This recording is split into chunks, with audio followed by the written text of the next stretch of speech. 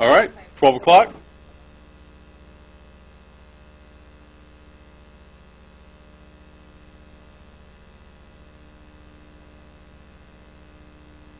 All right, good afternoon. It's 12 o'clock. Let's get our meeting officially underway, and I will turn it over to Mr. Leonard. No? What? Why not? Oh, Pledge of Allegiance. Stand and say the Pledge of Allegiance with me. Pledge of Allegiance. Why are you calling to order? You didn't listen. I pledge allegiance to the flag of the United States of America and to the republic for which it stands, one nation, under God, indivisible, with liberty and justice for all. Now, I will turn the meeting over to Mr. Leonard. Present. How are you, sir? Good afternoon. The theme of today's meeting is Thanksgiving. I didn't have to stretch a lot to come to it.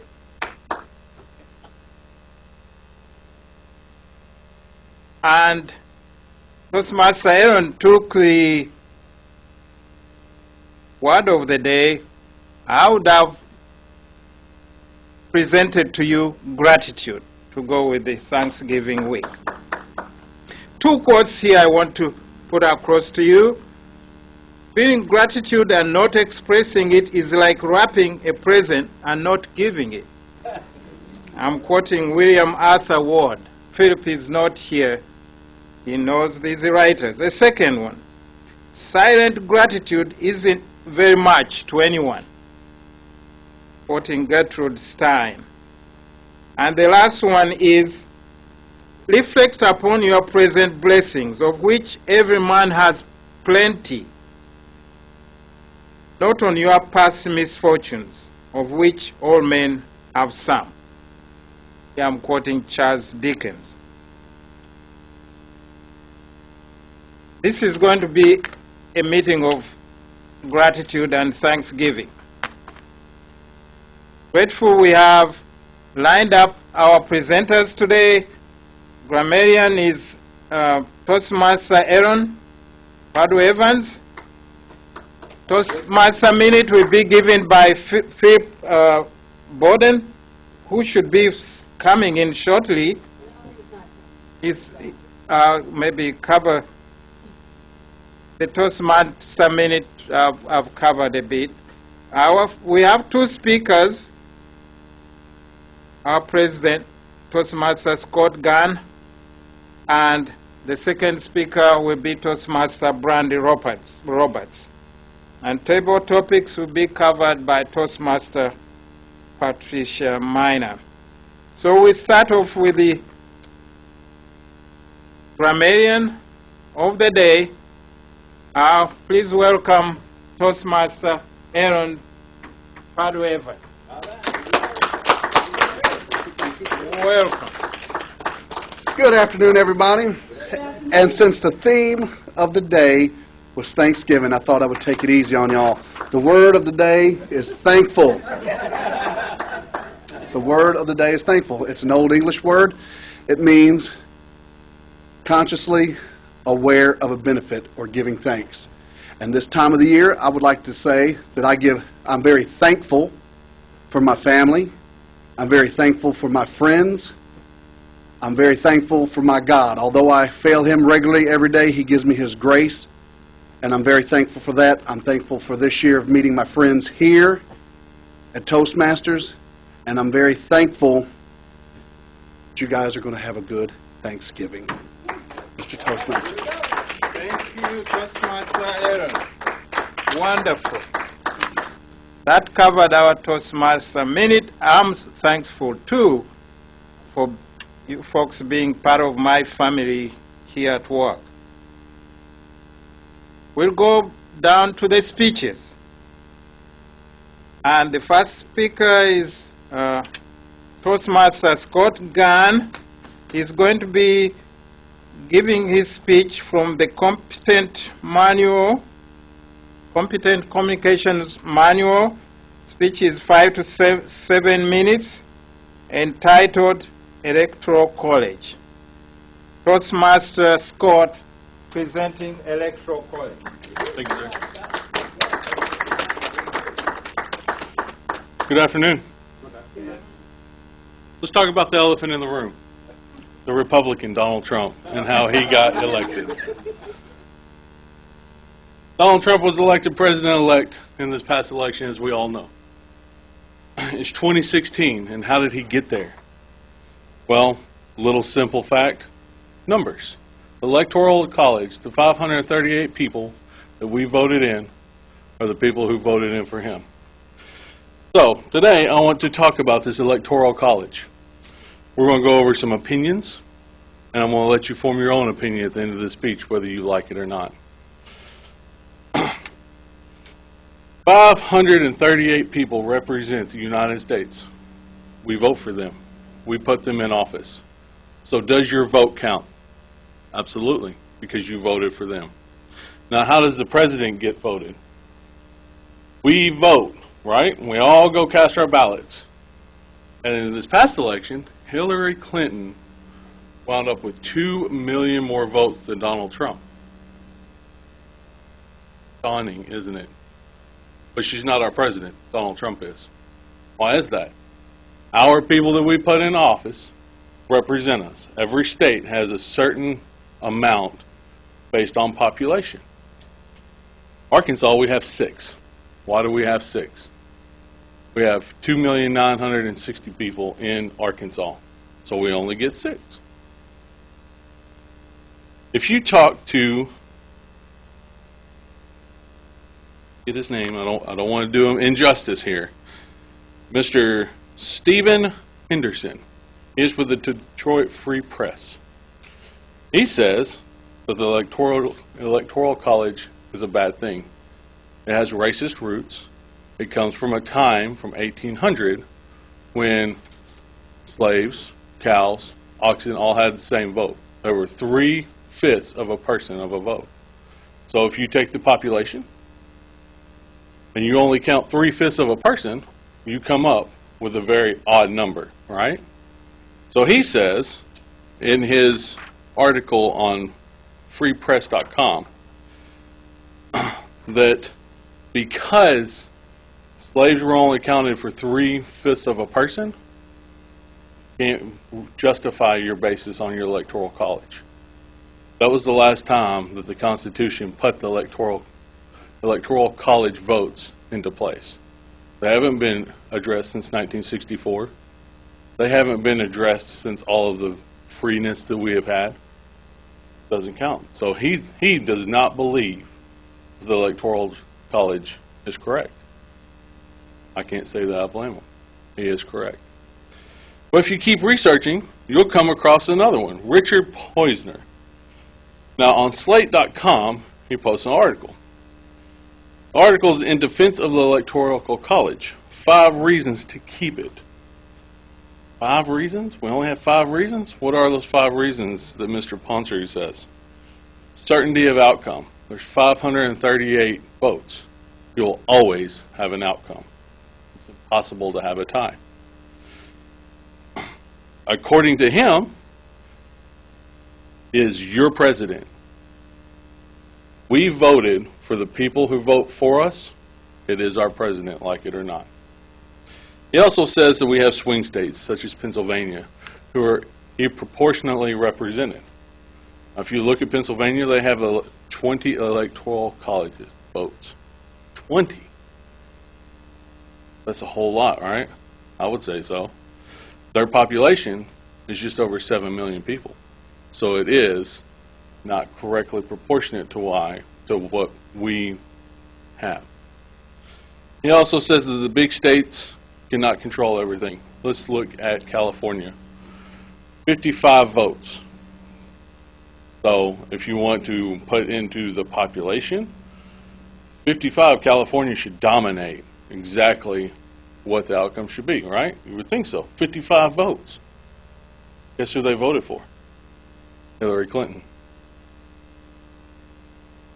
You also avoid runoffs this way. It's a whole lot easier with 538 people to go take them into court, make sure that they did the right thing, versus 10 billion people live in the United States, right?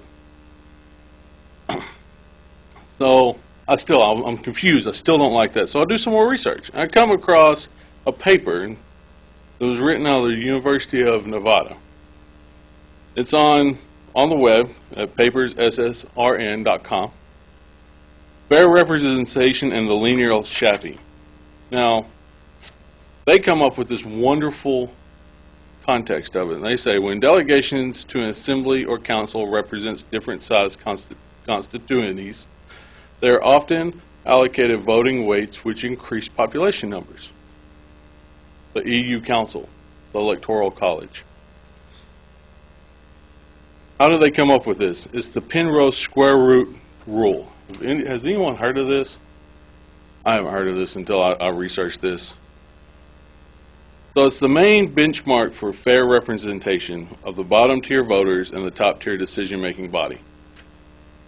You have 5 million people, you should get 5 votes. That is the Penrose square root number.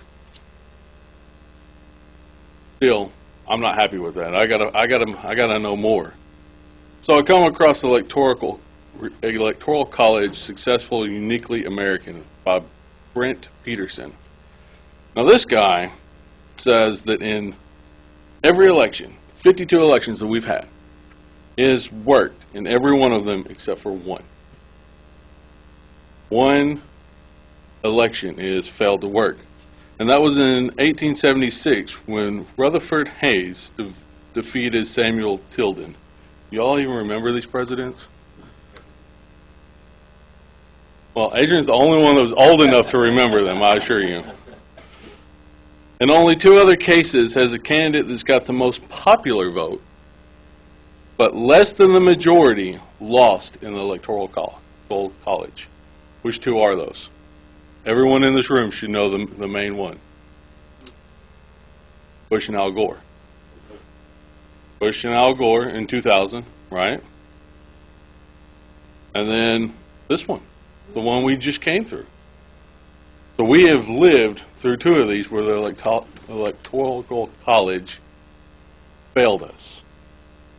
So I had to do some more research.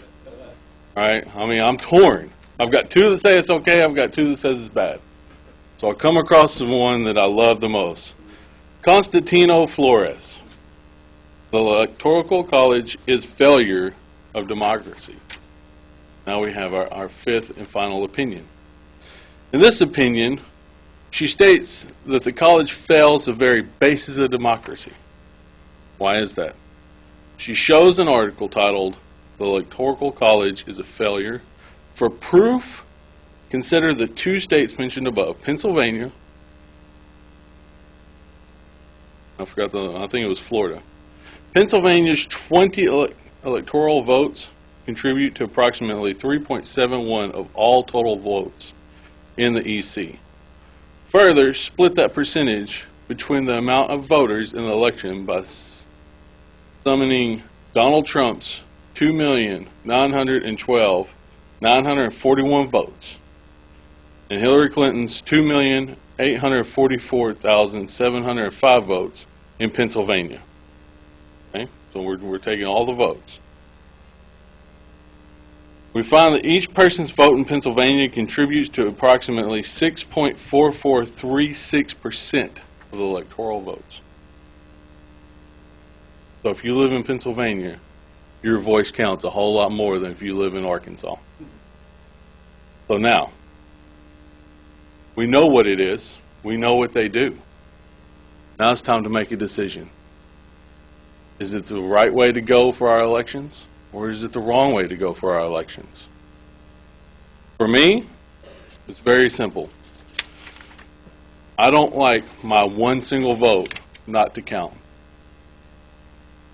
So I agree to disband it, but I agree that we need to find a better way by popular vote than the people that we chose to represent us casting whether we want them to or not. Close my speech. Thank you. Gentlemen, our President. Thank you. A minute for the bad weathers.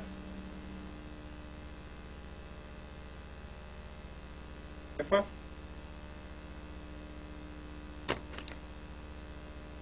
Our second speaker today comes by way of the infectious disease branch, a colleague, Randy Roberts. Our speech is from the Competent Communications Manual, a 5-7-minute speech entitled December 1st. Fellow Toastmasters, help me in welcoming down to the lectern Randy Roberts.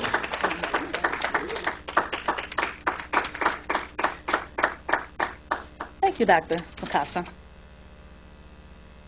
Good morning. Oh, good afternoon. I am so sorry. Good afternoon. So let me ask you a question.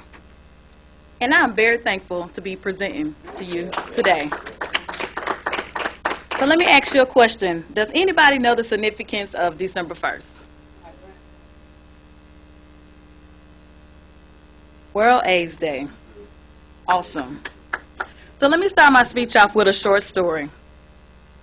So in 2008, I had the opportunity to begin my public health career at the Arkansas Department of Health at the Pulaski Central Health Unit down the street. I worked as a DIS. A DIS is a disease intervention specialist. As a DIS, we are tasked with having to identify individuals who have tested positive for an STD or a sexually transmitted disease or infection, whichever one you want to use, or HIV. As a DIS, we have to go through various trainings in which we are trained to counsel and talk to individuals who have been exposed for HIV. So I went through all this rigorous training, and I felt that I was prepared. So my supervisor at that time gave me my first HIV case. So I went through all this training, so I think I got this. I think I'm ready.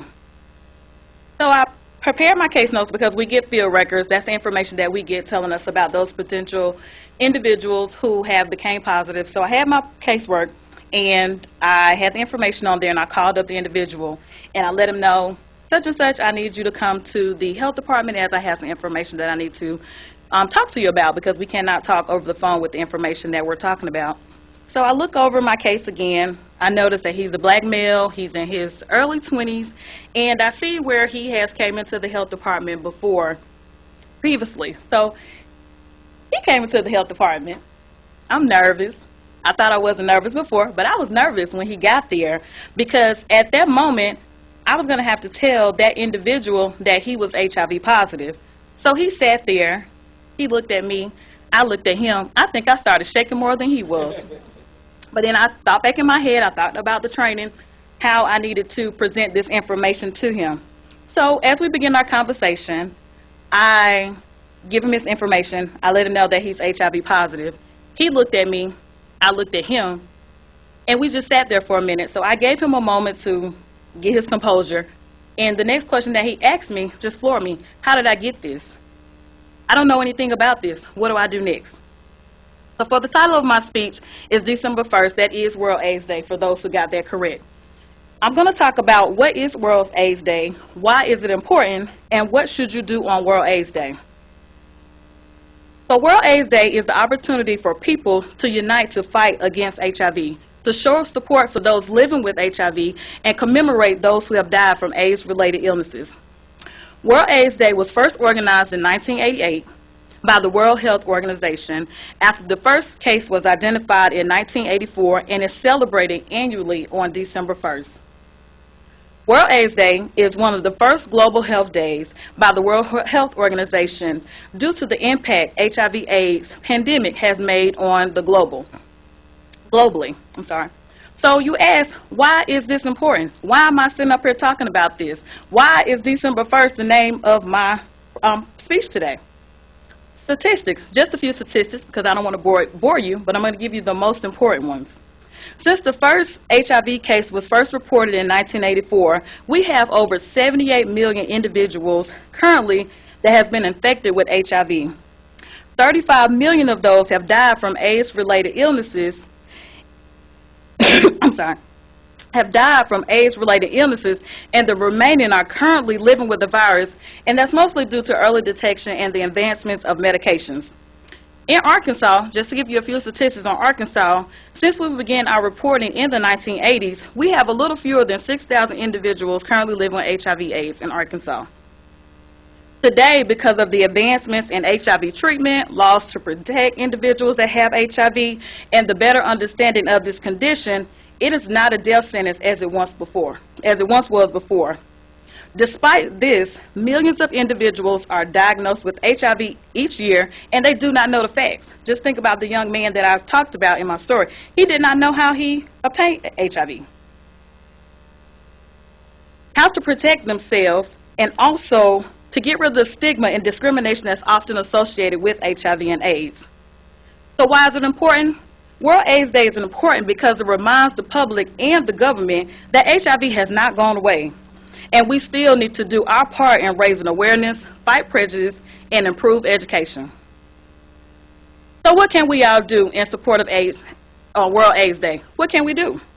So World AIDS Day, as I mentioned, is the opportunity for you to show support for those living with HIV. This can be done by wearing a red ribbon, getting tested, or volunteering with one of the World AIDS Day events across the state of Arkansas.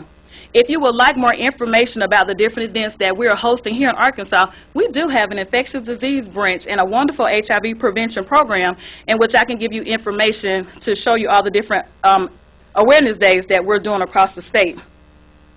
Or also, you can contact your local health department as they have different events going on throughout the regions in Arkansas. So in conclusion, as public health professionals, we can all do a small part in support of World AIDS Day. You know what World AIDS Day is, why is it important, and what can you do to show your support? HIV does not discriminate. It can infect or affect us all. It doesn't matter if you're black, it doesn't matter if you're white, it doesn't matter if you're gay, it doesn't matter if you're straight, or what color you are, or the lifestyle that you choose to indulge in, or who you know. Again, I ask you the question, what is the significance of World AIDS Day, or December 1st? It's World AIDS Day, and we all need to do our part to help. Thank you. Thank you very much, Brandy. We are certainly not thankful for the 6,000 cases of HIV in our population, but we are thankful and grateful for the programs in place to curb the epidemic. Now to table topics. Table topics are going to be presented by Toastmaster Patricia Minor. Help me in welcoming Toastmaster Minor. And she will tell us about gratitude and thankfulness. Good afternoon, my fellow Toastmasters. What can I say? You would think we all had a conversation today or prior to this moment, given that our key word was thankful. And as I prepared the table topics, I was thinking, okay, this is Thanksgiving, so maybe I should focus on Thanksgiving. And the one thing I want to say, we often don't stop because we have busy lives. We all are busy, so we often don't stop and reflect on just the simple things. We take things for granted. We take life for granted. We take it for granted that we woke up this morning. We take it for granted that we have food to eat, that we can walk, we can talk. But we must remember there's someone that's not able to do that on a daily basis. So I just wanted to kind of remind you, our word said that in everything we should give thanks, for this is the will of God for us. And everything means everything. Up and down, we often say we've got to take the good with the bad. So even when we're having a bad day, give thanks. So I want to help you all think about what you're thankful for. So I'm going to ask this question. What is your most memorable Thanksgiving weekend and why? Hold on. Miss.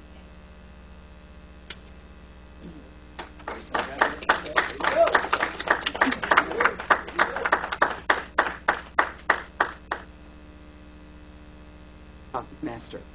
My most memorable Thanksgiving weekend is one that started with a hardship in our family. My husband was laid off work, and I was expecting our third child. During this weekend, we began to wonder, what could we do? We didn't have any money left over. It was a sad time for us in our hearts. But all of a sudden, around the day, around Thursday night, there was a knock on the door, and some friends of ours brought over food for us. And we celebrated, and we were so thankful to know that we had someone who was thinking about us in our dire need. The next thing we decided to do is to celebrate the next year with someone else who we knew that may have that dire need. We have enjoyed going higher and higher, giving more and more, reaching out to people, and remembering there was once upon a time that we did not have anything.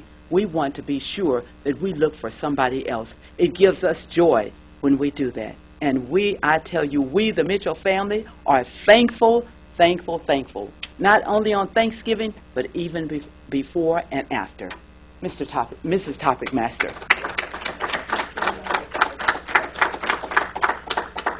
Good job, good job. That was most definitely a display of being thankful in everything, in every situation. So my next question I'm going to have a little fun with.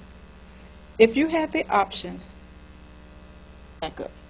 what's the main staple that we look forward to for Thanksgiving? What's the main food? Turkey. So if you had the option to change turkey on your Thanksgiving menu, what would you change it to?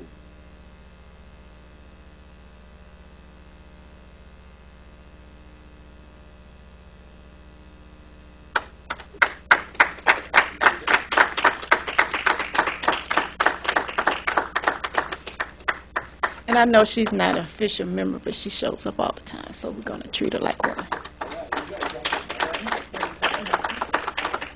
Good afternoon, everyone. If I could change the menu from turkey, that great staple, what would it be? Well, I would change it to lobster, you see, because seafood is ever present in my vocabulary, and it also puts a great smile on my face. And my children, except for one, does not have an allergy to it. So I would choose lobster bisque, maybe a seafood gumbo, do something completely different outside the box, maybe go cultural round, do some New Orleans style for that day. And I would choose that seafood bisque and that lobster just because I think that turkey should not have to be the main staple, although the Pilgrims, they came over here and they helped us really well with the Native Americans and had that great feast. But we can go outside the box and open up our hearts and say, okay, today we're going to do something different, and we're going to satisfy our palate with what makes us happy and also makes our budget happy. It costs just as much to cook a seafood meal as it would preparing this entire 7-course feast that we're getting ready for on Thursday. Right now, seafood is actually better priced than our turkeys that we're getting ready to pay for. So I want you to take that in consideration the next time that you get ready to go to the store and say, well, I'm going to do something different and think outside of the box, and Red Lobster is going to be my friend.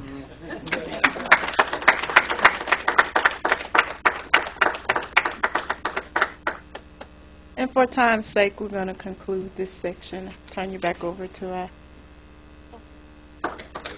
Toastmaster Patricia, thank you very much. Thank you, thank you. It's time to go into our evaluations. And I wish to call upon our distinguished Toastmaster Joyce Bido to lead us in this deliberation, pleasant deliberation. Toastmaster Joyce Bido.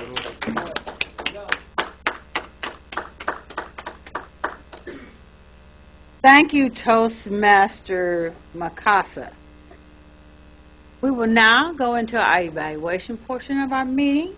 We'll let all of our evaluators do their portion, and then I will do an overall evaluation of the meeting. We'll now start with evaluator number 1. Toastmaster Charlie Simpson will be evaluating Toastmaster Scott Gann.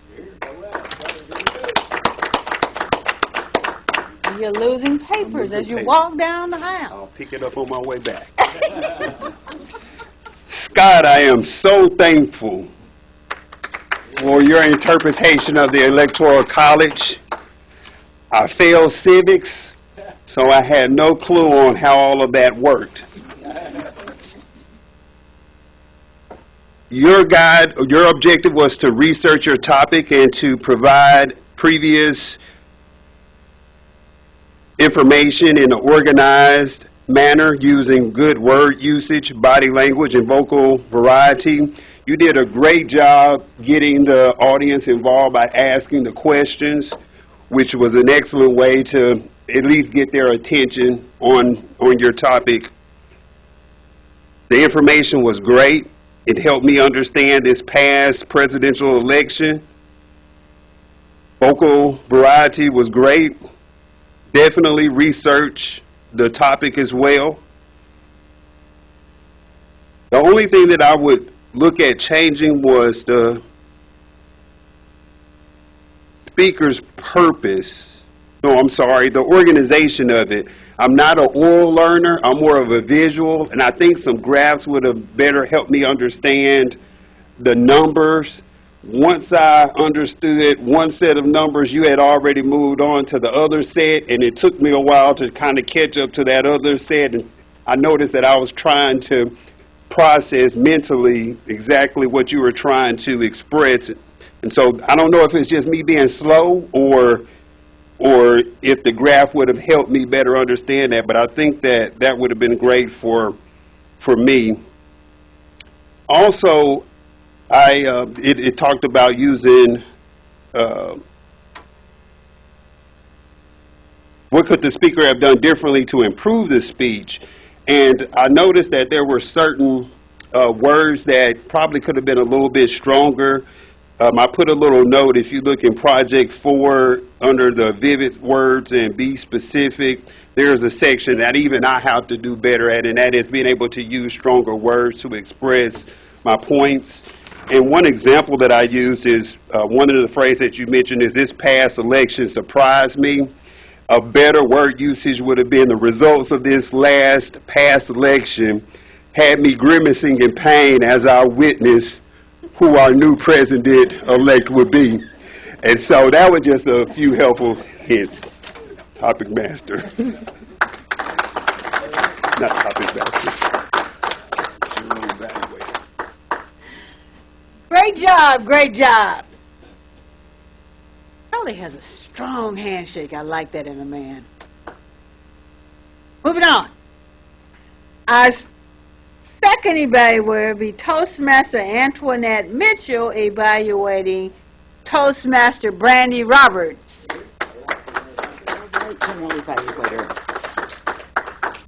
Brandy, do you mind standing? We celebrate you on your third project, and you did a great job presenting us with December 1st.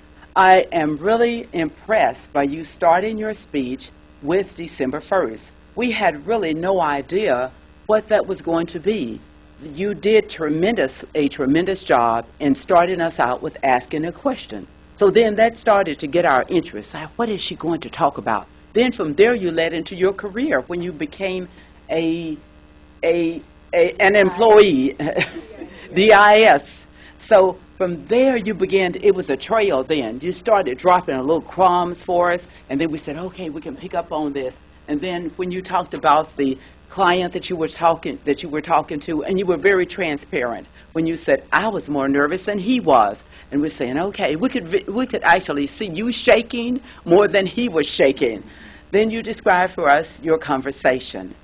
Lastly, I would like to say, I have a part on here, well, it's not lastly, but the next thing I want to share with you is how you went into the body. That was another impression that I really enjoyed. You went into the 3 questions for us, And that's for us to ponder and still stay with your presentation. And I enjoyed that. It was, what is it? What is HIV? What is most important about it? And your next part of it was, what can we do about it? And you concluded with what we can do. And I enjoyed that part of it. Now, what can we improve about your speech that you gave today? One, don't be like me. Slow down a little bit. You had a lot of information, which was very good, just a tad bit, slower, but not too slow. The next thing were the notes that you had. And by the time you finish with your communicator manual, you will have been strong enough and more confident to leave the notes behind. I look forward to that day. I want to hear that speech. Madam General Evaluator, good job. Good job. Thank you. Ms. Roberts. Now we'll move on to our usage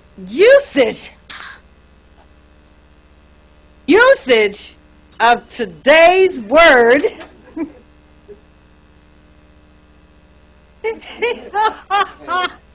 and the usage of the English language, as well as our all-counter report from Toastmasters Aaron Padua Evans. And while I'm standing up here, let me say the word of the day, thankful. Because I want to tell you all that I am thankful that my ceiling is finally up. Yeah, I don't know anything about what that is, but I'm going to do a speech on that later. But it's not right, so I got to go get that fixed too. Evaluator, thank you. All right. Well, I'm thankful that this meeting is almost wrapped up so we can go get some lunch. We used the word, including that time, the word of the day, thankful, a total of 14 times today. So that was very good. We all know we have our little hook words. I wasn't too, that's my next one, I'm sorry. We had one that was from Brandy. Everybody loves that word, so. Scott had 4 of them. But does anybody want to guess how many times Brandy said so? Pretty close, 15 times. So, that's your word. And I'm a so too. I'm a seguer. I like to say so. This we got. That's to me that draws you in. So, do I have everybody? I got to get better with that. But I almost started getting tickled because I heard you in my speech. It was like, I was like, this girl gets it. She understands the so. So, see? So, moving on. I think it was very good. And while I'm up here, I'm the all counter as well, if you don't mind, Madam Evaluator. I will do that. Very good today. Charles had 3. We had 1 from Antoinette and 1 from Joyce. So very good on the ahs. I guess we need to have a so counter maybe moving in there. It would sound like the Philharmonic Choir or something going on here. All in all, great job, guys. Madam Evaluator. Thank you, Aaron. He has a strong handshake as well. We need to all follow along. You know, I had this thing about handshakes. I don't like those fish handshakes. Y'all know what I'm talking about. Thomas report will be coming from Toastmaster Delisa Shaw Johnson. And we have to give Delisa a little more time to come down the stairs. Y'all know she's expecting. I'm going to wobble my way up here.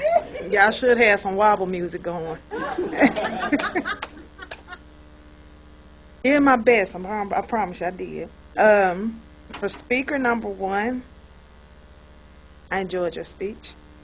You did 6 minutes and 20 seconds. Speaker number 2, Brandy, you did 6 minutes and 34 seconds. Evaluator number 1, you did 2 minutes and 38 seconds. Evaluator number 2, you did 2 minutes and 10 seconds. And I think that's all I have. Am I leaving somebody? He did 1 minute and 15 seconds. Oh, I'm sorry, 1 minute and 20 seconds. I'm sorry. And that was Antoinette Mitchell. I skipped you. I'm sorry. And Jackie, you did 1 minute and 36 seconds. Sorry about that, you all, for the table topics. All right. Thank you. Another strong handshake. Now, my evaluation of the meeting. We started the meeting on time. And one of the comments I wanted to make was, I appreciate the fact that Leonard started out with addressing everybody as Toastmaster. Have not been doing that, and we need to make sure we do that in the meeting.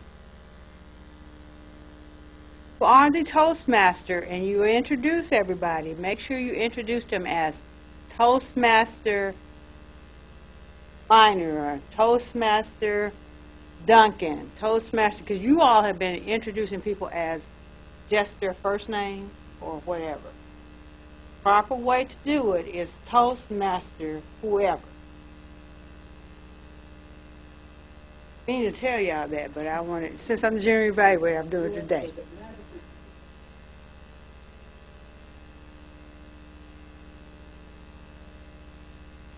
There is no protocol for whether it's first or last name. It can be just as long as it's Toastmaster. That's the protocol. Be nice, you know, like if you're doing Adrian, distinguished Toastmaster Adrian.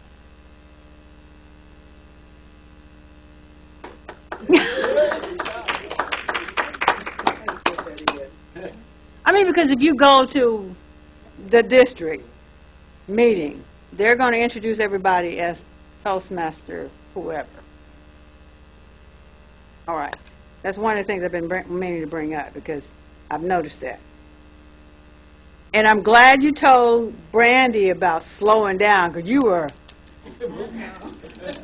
I was like, oh my God, slow down. I wanted to stop you and say, Brandy. The other thing that I noticed that you were doing was you were off your notes and you were doing this. That was kind of distracting. You were rocking back and forth. Rocking back and forth. Not only was you moving, speaking fast, you were rocking back and forth, and that was kind of distracting. I wanted to tell you to stop, take a breath, and stand still. That in mind.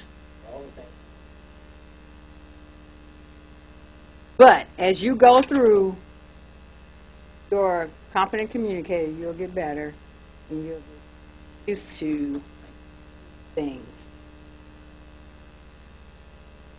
And Toastmaster Charlie already knows what I had to say about it. Because one of the other things, and this is in general, everybody needs to go, and then it's on here, next week's meeting, everybody needs to go on, because I do remind you by most of the time by Tuesday, because that's the reminder I have for myself, unless there's something going on in my office. I try to remind you by Tuesday afternoon what the meeting roles are for the next Monday. Please go on there and click on the little thing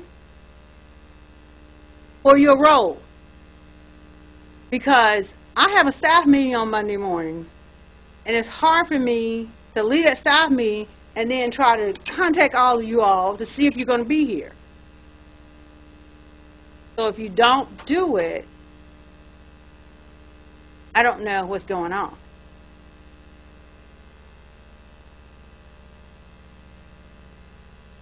But in all honesty, and Philip gets on me about this all the time, in all honesty, the Toastmaster today is supposed to do it. But I've been doing it. I've been letting the Toastmaster today get away with it. But the Toastmaster today is supposed to make sure everybody's role is taken care of that morning. But I've been doing it because the newer Toastmasters are not used to it. So I've been letting them get away with it. But in the future, It will be you all's job to make sure those roles are covered, and you all need to make sure that you all click that little sign-up roll by Friday, so that when Monday rolls around, we don't have to go running around trying to figure out what's going on. Okay? All right. That's my motherly commands for the day. What else is there about the meeting? So now, reminding you all the meeting roles for next week. I have signed you up for Toastmaster Charlie Sampson. Toastmaster Minute is Distinguished Toastmaster Adrian Duncan. I will sign you up.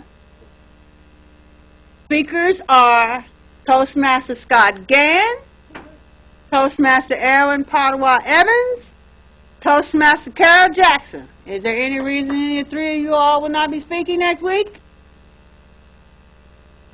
Because what's happened for the last 3 weeks is one or two speakers have dropped out at the last minute on me. Okay? All right. And I will not be here next week, most likely, because I have a meeting at 11 o'clock downtown.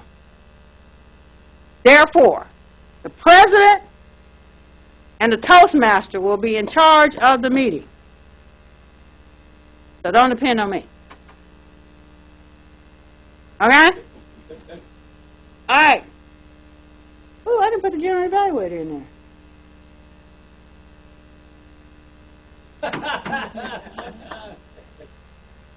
But when I send a reminder out, I'll tell you who the general evaluator is. Okay. Topics Master is Alexa. I'll let her know. Evaluators are Antoinette, Ashley, and Patricia. Is there any reason why y'all won't be here?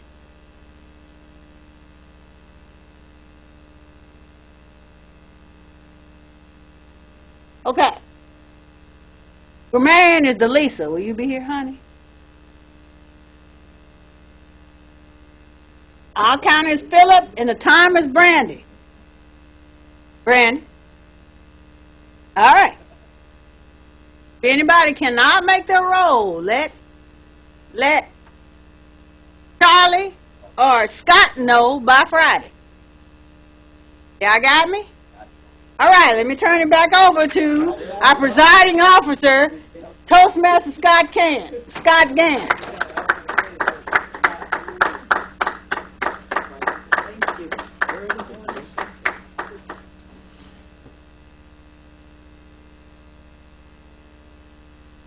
Well, wonderful meeting today. Thank you all. Thank you all for coming. And I officially will adjourn this meeting. 12:48.